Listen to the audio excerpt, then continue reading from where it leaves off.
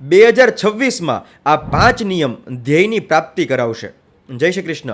2026નું આ અંગ્રેજી નવું વર્ષ તમારા ધ્યેયની પ્રાપ્તિ કરાવવાવાળું બને એના માટે આ 5 નિયમ સાથે તમારે 2026ની શરૂઆત કરવી જોઈએ. નંબર 1, ન્યુમરોલોજી પ્રમાણે આ વર્ષ સૂર્યનું છે, એટલે દરરોજ સૂર્યોદય પહેલાં ઉઠી સ્નાનાદિ નિત્યકર્મ કરીને સૂર્યને અર્ઘ્ય અવશ્ય આપો. નંબર 2, ઘરના મંદિર સામે બેસી થોડો સમય તમારા કુળદેવીનું ધ્યાન કરો.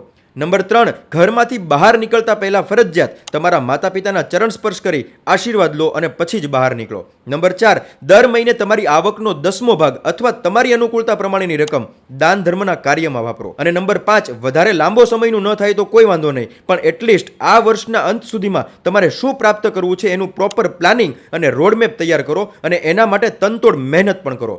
બસ આટલું કરો અને જુઓ કે 2026નું વર્ષ તમારા માટે કેવું અને કેટલું લાભદાયી બને છે. જય શ્રી કૃષ્ણ.